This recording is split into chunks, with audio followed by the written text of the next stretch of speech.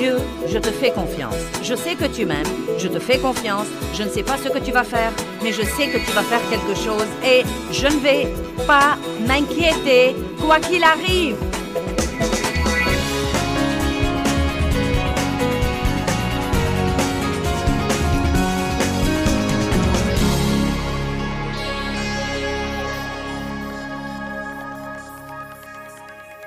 Père, nous te rendons grâce pour la parole aujourd'hui et je prie que les vies des gens changent.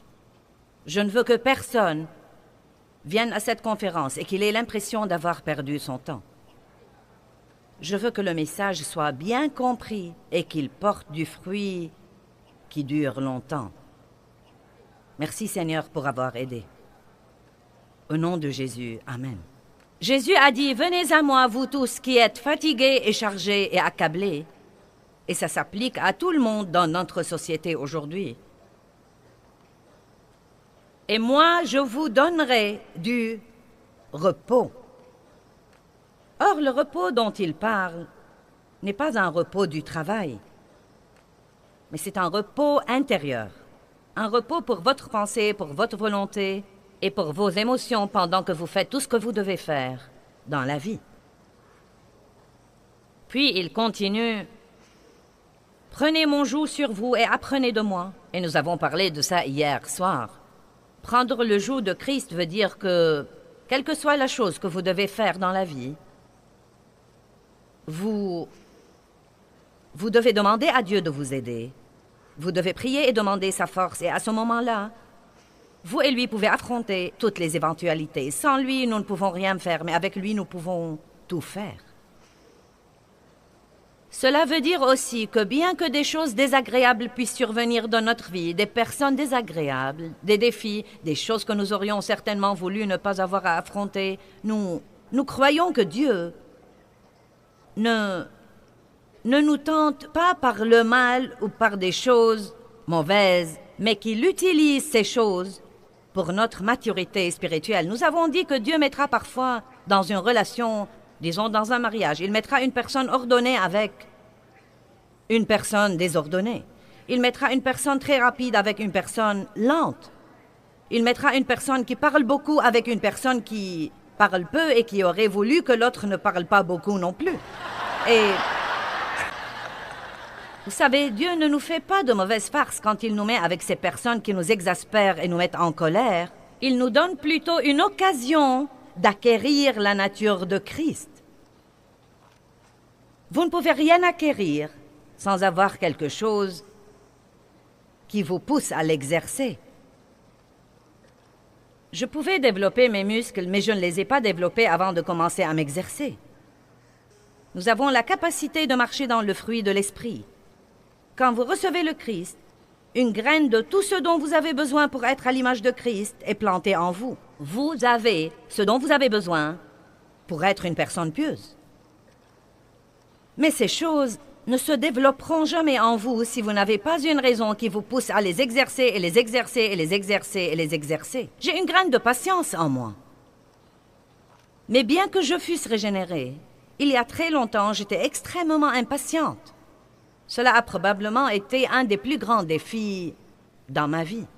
Mais avec les années, j'ai dû faire face à des choses où je n'y pouvais rien.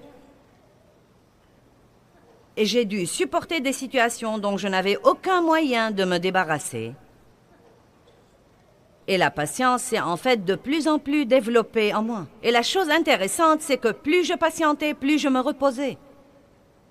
Plus nous arrêtons de stresser à cause des choses, plus nous avons du repos à l'intérieur de nous. Donc, il dit, « Prenez mon joug sur vous et apprenez de moi, car je suis doux, modeste et humble. » Et une personne humble ne résiste pas à tout ce qui arrive dans sa vie. Résister à Dieu est la chose la plus inutile que nous puissions faire. Mais vous savez, une personne humble s'humilie sous la main puissante de Dieu, qui, quand le temps sera venu, pourrait vous exalter et vous élever. Une personne humble ne perd pas son temps à essayer de se délivrer. Elle sait que Dieu seul peut la délivrer. Une personne humble ne perd pas son temps à essayer de faire ce que Dieu seul peut faire. Et si vous prenez mon joug sur vous, dit-il, vous trouverez le repos, le soulagement, l'apaisement, le réconfort et la détente.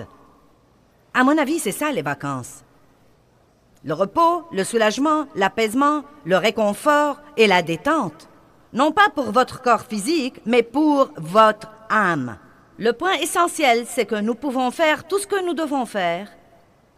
Et pourtant, au-dedans de nous, dans notre pensée, notre volonté, dans nos émotions, dans nos âmes, nous pouvons littéralement être en vacances tout le temps. Nous pouvons faire semblant d'être à la plage, sous le soleil chaud. Nous nous amusons, nous nous éventons, nous sirotons un jus de coco ou vous savez, n'importe quoi d'autre. Et waouh, vous savez, si la brise fraîchit, nous avons une petite couverture là. Nous pouvons nous couvrir, donc je peux gérer ce ministère en vacances. Vous pouvez élever vos enfants en vacances. Vous pouvez gérer vos affaires en vacances. Vous pouvez vivre dans le monde aujourd'hui et survivre et avoir la paix et la joie pendant que votre âme est en vacances. Amen. Cela ne veut pas dire ne rien faire du tout. Cela veut dire en fait que vous pouvez faire davantage. C'est incroyable ce que nous pourrons faire si nous ne sommes pas stressés tout le temps, car ceci anéantit notre force et notre énergie. Aujourd'hui, mon message est intitulé « Rien n'est hors du contrôle de Dieu ». Mais je veux en réalité vous enseigner un petit mot de la Bible, de 4 lettres, que l'on trouve un peu partout dans la Bible. En fait, ce mot se répète 5675 fois suivant la traduction que vous utilisez. Et ce mot est un peu partout dans la Bible et il change complètement le contexte des versets. Et pourtant, je me risque à dire que la plupart d'entre nous n'y prêtent guère attention. Et ce petit mot dont nous allons parler aujourd'hui est « tout ». Maintenant, que veut dire tout? Eh bien, tout veut dire tout. Cela veut dire que rien n'est exclu. Il n'y a rien en dehors de tout. Tout nous prend à l'infini. C'est interminable. Quand je dis tout, où se termine tout? Le mot « tout » est sans fin. Il englobe tout dans la vie. Il n'exclut rien. Jusqu'où va le mot « tout » ? Eh bien, il y a tant d'endroits dans la Bible où le mot « tout » est mentionné. Et pourtant, je crois que parfois nous lisons le verset et nous ne prêtons pas attention au mot « tout ». Et vous savez quoi? Je suis occupée à encercler tous les « tout » de ma Bible. Et je leur prête attention, comme ce verset que je vous ai lu ce matin. Il pardonne toutes tes iniquités, il guérit toutes tes maladies et tes infirmités. Et j'aime ce que la Bible amplifiée dit du mot « tout », tout sans exception. Il n'y a rien d'exclu. Ce n'est pas que Dieu guérit une maladie, mais qu'il ne peut pas guérir une autre parce que c'est trop dur pour lui. Ce n'est pas qu'il pardonne certains de vos péchés, mais pas d'autres, ou qu'il ne peut pardonner que quelques péchés, mais pas les péchés qui sont vraiment mauvais. Tout, tout, tout, tout. Jésus est le Seigneur de tout. Il est notre Dieu tout-puissant, notre Sauveur à la grâce suffisante. Toutes les bénédictions viennent de lui. Il est tout ce dont nous avons besoin. J'espère que vous ne lasserez pas de m'entendre répéter le mot « tout » aujourd'hui, car vous l'entendrez, je ne sais pas, peut-être 1000 fois dans la prochaine heure. Vous savez, nous disons fréquemment ces choses. Jésus est le Seigneur de tous.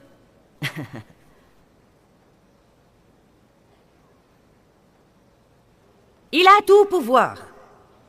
Il pardonne tous mes péchés. Mais je me risque à dire que nous ne croyons vraiment pas ça. D'une manière ou d'une autre, nous ne comprenons pas que ça inclut tout. Le mot « tout » ne laisse rien hors du contrôle de Dieu. Par exemple, Jean 21, 17 dit « Seigneur, tu sais toutes choses. » Oh. Cela veut dire qu'il sait la mauvaise attitude que vous avez adoptée ce matin avant de venir ici. Cela veut dire qu'il sait comment vous avez agi hier soir en essayant de sortir du parking.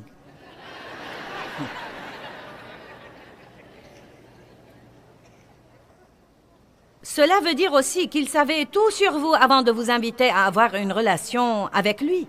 Dieu n'est jamais surpris. Il ne dit jamais « Ah, je ne m'attendais pas à ça ». Vous savez, quand nous avons des problèmes, nous nous disons « Oh, mince alors, je ne m'attendais pas à ça ». Mais Dieu sait tout depuis le début et il a déjà un plan. Dieu a résolu tous nos problèmes avant même que nous ne les ayons. Et si nous pouvons comprendre à quel point il est tout-puissant et omnipotent et universel, nous pourrons vivre la vie pendant que notre âme est en vacances. Car bien que nous ne sachions pas ce que nous devrions faire, nous connaissons celui qui sait tout. Dieu sait, quand vous avez un problème et que quelqu'un vous dise « Que vas-tu faire ?» vous pouvez dire tranquillement « Je ne sais pas, mais ça n'a pas d'importance parce que je connais celui qui sait. » Si vous saviez pour combien d'années de ma vie j'étais malheureuse en essayant de comprendre des choses que Dieu seul savait et n'allait pas me révéler.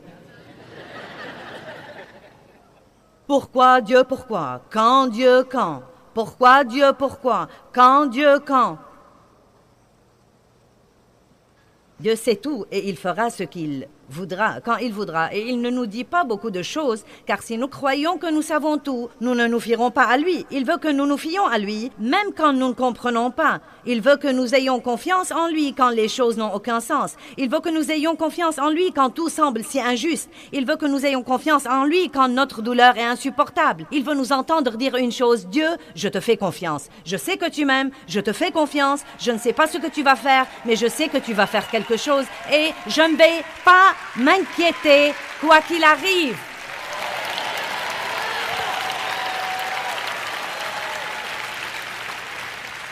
Je crois que je m'exposerai au soleil aujourd'hui et je parle ici du Fils de Dieu. Je vais rester dans la présence de Dieu et laisser le soleil de la justice se lever sur moi. Je veux exaspérer le diable et rester heureuse pendant qu'il fait de son mieux. Amen. Laissez-moi vous poser une question. Votre façon de vous y prendre avec vos problèmes les résout?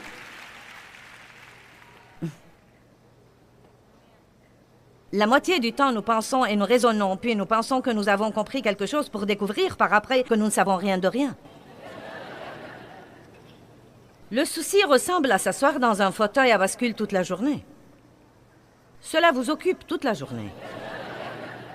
Oh Dieu, que puis-je faire? Je ne sais que faire, Dieu. Que veux-tu que je fasse? Oh Dieu, que veux-tu que je fasse? Et ce qu'il y a, c'est qu'en fin de compte, vous restez sur place. Vous vous êtes occupé, mais vous n'avez pas progressé.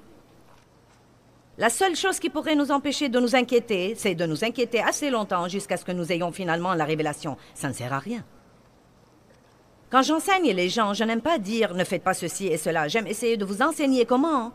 Vous savez, un moyen dont vous pouvez appliquer ces messages. J'ai pensé à cette histoire de s'inquiéter et Dieu, que puis-je dire aux gens pour qu'ils ne s'inquiètent plus? Et je crois que la plupart du temps, vous devez vous inquiéter assez longtemps jusqu'à ce que vous en ayez assez et que vous vous rendiez finalement compte, ça ne s'avance en rien ni avance les autres et je ne vais plus le faire. Sinon, vous continuerez à écouter des messages qui disent « ne vous inquiétez pas » jusqu'à ce que vous vous rendiez compte que ça ne sert à rien de s'inquiéter. Allons à Matthieu 28, 18. Je vais essayer de vous parler de ce que je considère être les tout les plus importants de la Bible. Et celui-ci se rapporte à la puissance de Dieu et à la puissance qui est à notre disposition comme croyants en Jésus-Christ. C'est vraiment étonnant ce que le diable veut que nous ayons une mentalité de faiblesse.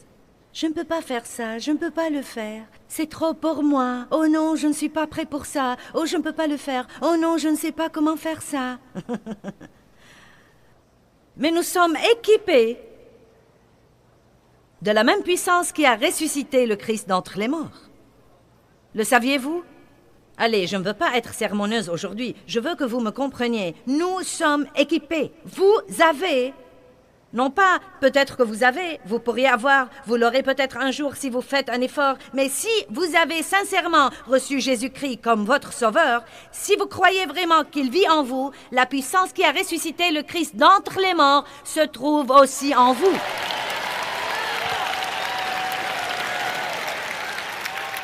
Oubliez donc les « je ne peux pas » et les « mais ». Eh bien, vous savez, eh bien, mais. Eh bien, mais je sais, mais. Eh bien, vous savez, je sais, mais. Eh bien, je ne peux pas, je ne peux pas, je ne peux pas. J'ai entendu une fille dire cette semaine, les miracles viennent avec les « je peux ». Je puis toutes choses par le Christ, qui me fortifie. Matthieu 28. Et Jésus, s'approchant, leur parla, disant, « Tout pouvoir, toute autorité, dans le ciel et sur la terre, m'ont été donnés. Allez donc et faites des disciples de toutes les nations, les baptisant au nom du Père et du Fils et du Saint-Esprit, leur enseignant à garder toutes les choses que je vous ai commandées. Et voici, je suis avec vous tous les jours, jusqu'à la fin du monde. » Dieu, je ne sens vraiment pas ta présence. J'ai prié ce matin et je n'ai pas senti que Dieu était quelque part, même pas dans le quartier. Eh bien, ne vous inquiétez pas de ce que vous ressentez. Arrêtez de laisser vos sentiments voter. Jésus est avec vous tout le temps. Il a dit, voici, je ne vous laisserai point et je ne vous abandonnerai point. Jésus a dit, je serai avec vous tous les jours de votre vie. Allez, ne spiritualisez pas trop ce verset. Quelle est la chose que vous sentez que Dieu vous demande de faire dans la vie? Êtes-vous dans un mariage difficile, mais vous sentez que Dieu vous demande de tenir bon? Avez-vous un enfant qui est sur le point de vous rendre folle, mais vous savez que vous devez rester avec lui et croire en lui et que Dieu va...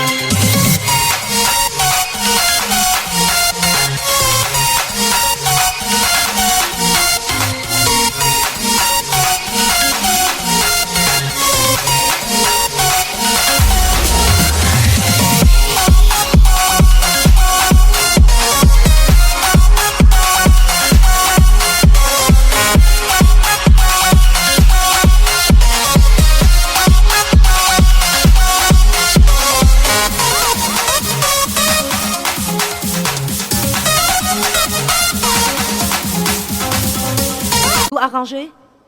Avez-vous fait beaucoup d'erreurs dans le passé et des choses que vous n'auriez pas dû faire? Et maintenant, vous avez beaucoup de dettes et vous avez dans votre vie beaucoup de désordre à arranger et vous sentez souvent que c'est trop accablant pour y toucher. Et vous essayez depuis 5 ans déjà et vous sentez que vous n'avez fait aucun progrès. Vous savez quoi? Quelle que soit la chose que vous devez faire, que ce soit gérer un ministère mondial, ou rouler dans le trafic, ou élever vos enfants, ou faire face à une situation difficile, ou des beaux-parents avec qui vous devez vous entendre, ou ne pas avoir un bon logis. Tout pouvoir lui a été donné dans le ciel et sur la terre. Par conséquent, vous pouvez donc faire ce qu'il vous a demandé de faire. Vous n'êtes pas très content et je ne vais pas arrêter avant que nous soyez vraiment contents.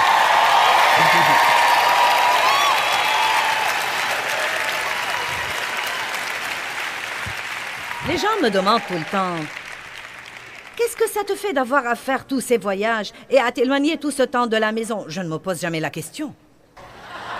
Arrêtez de vous demander ce que vous ressentez, car sinon vous aurez toujours de mauvaises réponses.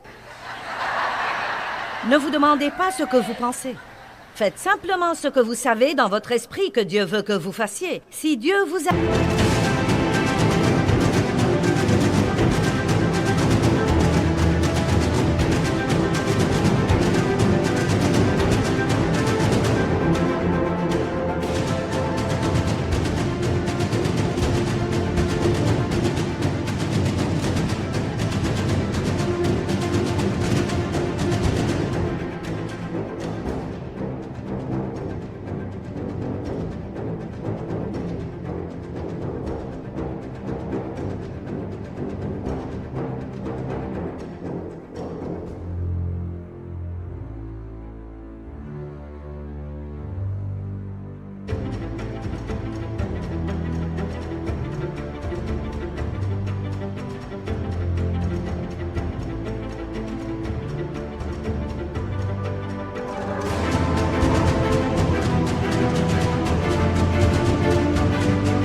de rester dans une situation difficile et ne pas abandonner parce qu'il veut vous utiliser, ne restez pas là à ne rien faire et à vous demander ce que vous ressentez et à parler à tout le monde de ce que vous ressentez et à parler à tout le monde de ce que vous ressentez et à parler à tout le monde de ce que vous ressentez et à parler à tout le monde de ce que vous ressentez et à parler à tout le monde de ce que vous ressentez. Quand les gens vous demandent « Qu'est-ce que ça te fait ?» dites « Je ne sais pas, je ne me demande jamais. Je fais simplement ce que je crois que Dieu m'a mis dans le cœur. Je fais simplement ce qu'il me dit de faire. »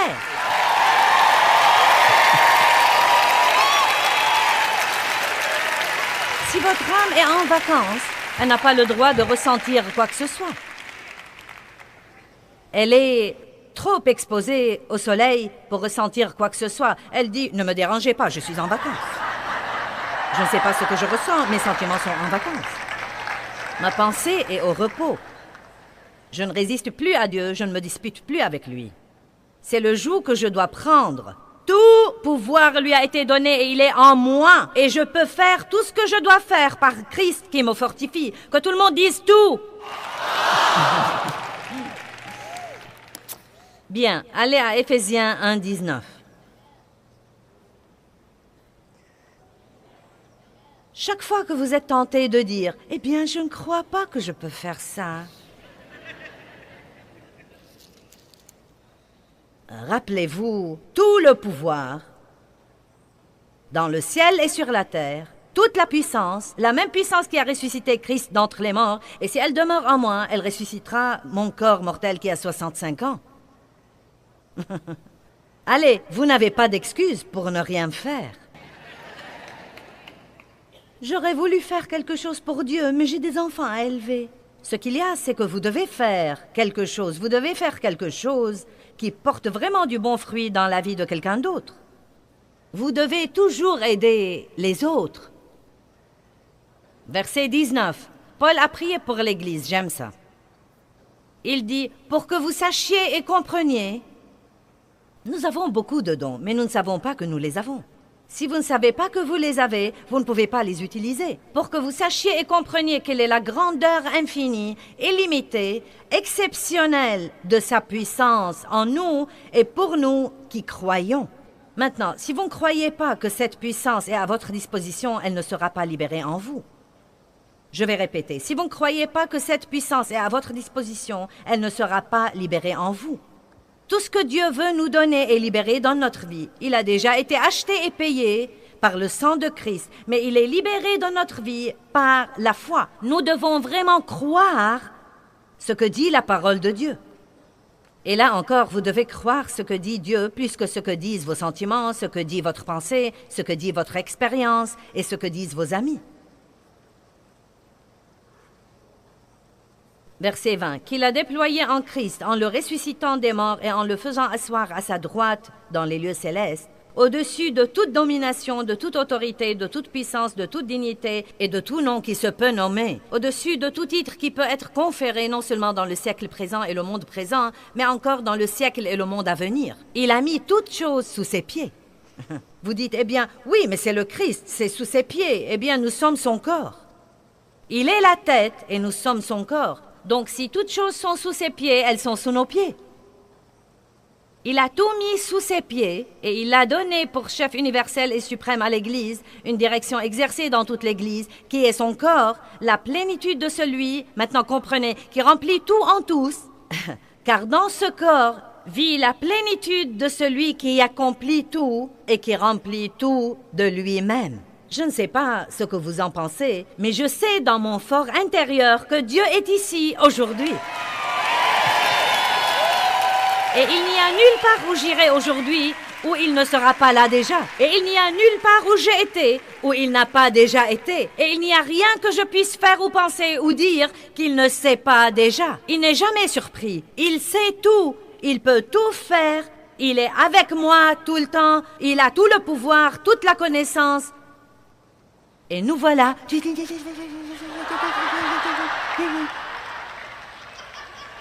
Allez, débarrassez-vous des foutaises. Ouh! Il est temps d'adopter une nouvelle attitude et de savoir qui nous sommes en Christ. Il sait toutes choses, il voit toutes choses, il entend toutes choses. Il a tout le pouvoir. Bon, c'est le premier tout dont nous voulons parler. Il a tout le pouvoir et il vit en moi, donc je peux faire tout ce que je dois faire. Dites, je peux faire tout ce que je dois faire. Donc, je ne veux pas que vous vous réveilliez le matin et que vous restiez 30 minutes au lit avant de vous lever en pensant « Oh, j'ai peur de me lever. Je ne sais vraiment pas si je peux faire face à un autre jour. Mon Dieu, je ne peux plus supporter. Si tu ne fais pas quelque chose aujourd'hui, je crois que je vais... Oh mon Dieu, j'en ai vraiment assez. » Allez, je sais ce que vous dites. En fait, je dis les mêmes choses parfois. Je les disais pendant des années et des années et des années et des années, jusqu'à ce que j'ai appris le truc que j'essaye de vous prêcher aujourd'hui. Peut-être que j'ai l'air d'une majorette pour le Saint-Esprit aujourd'hui, mais ça va si je peux bien faire marcher l'équipe.